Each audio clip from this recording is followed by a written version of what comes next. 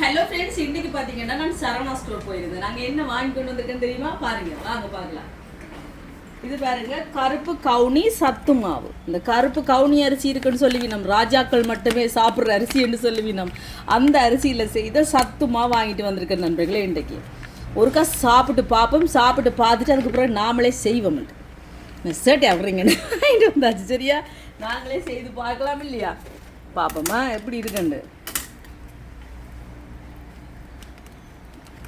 கத்திரிக்கோளும் வெட்டது இல்லை.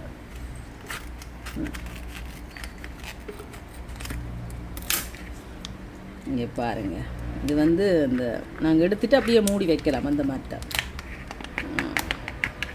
பார்த்தீங்கன்னா இதுதான் சத்துமா. இது வந்து கொஞ்சம் ஃப்ரெஷ் மில்க் இருக்குது தானே. இந்த மாதிரி இந்த இதில் மாவில் கொஞ்சம் போட்டுட்டு இந்த பாலை கொஞ்சம் விட்டுட்டு அப்படியே நாங்கள் கஞ்சி மாதிரி கொஞ்சமாக உப்பு போட்டுட்டு அடுப்பில் வச்சு காய்ச்சிட்டு ஒரு சர்க்கரையோடு குடிக்கலாம். நல்லா இருக்கும். நடிக்கு சும்மாவும் குடிக்கலாம். இந்த பார்த்திங்களா, இந்த போட்டு காட்டியிருக்கு இந்த மாதிரி கருப்பு கவுனி சத்து மாவு. அதோட வாங்கி கொண்டு வந்தாச்சு. இதை சாப்பிட்டு சோவா எவ்வளோ சத்தா வாரணுன்ட்டு சாப்பிட்டு பார்க்கலாம். சரியா, அதுக்கு பிறகு இன்னொன்று வாங்கிட்டு வந்திருக்கேன். இது பாருங்கள், மூந்தாள். இது உங்களுக்கு பிடிக்குமா நண்பர்களே? எனக்கு நல்லா பிடிக்கும்.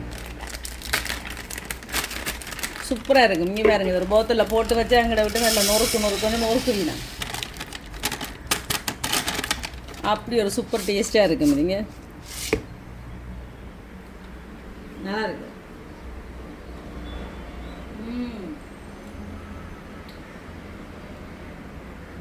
செம்மையாக இருக்கும். எங்களுக்கு சோறு சாப்பிட்டா பிறகு மத்தியானத்தில் ஒரு கல்ல பசி கொண்டு வரும் இல்லையா, அந்த நேரம் கொஞ்சம் கொடுத்து சாப்பிட்டு பாருங்க, வேறு எவ்வளோ இருக்கும். இது வாங்கிட்டு வந்துன்னா இதை சாப்பிட்டு எப்படி இருக்கு, சாப்பிட்டு நல்லா இருக்கும். எப்படி இருக்குன்னு சொல்ல தெரியல. இந்த கஞ்சியை காய்ச்சி குடிச்சிட்டு எப்படி இருக்குன்னு சொல்கிறேன் நாளைக்கு. நீங்களும் போய் வாங்கி பாருங்க. வீடியோ பிடிச்சிருந்தா சப்ஸ்கிரைப் பண்ணுங்க. வச்சுட்டா இதில் நிறைய இருக்குது, உளுத்தம்மா சத்துமா அப்படியெல்லாம் நிறைய இருக்குது. இது நான் இப்போ வாங்கியிருக்கேன். நான் ட்ரை பண்ணி பார்த்துட்டு நானே செய்து உங்களுக்கு தாரேன். சரியா, வச்சுட்டா.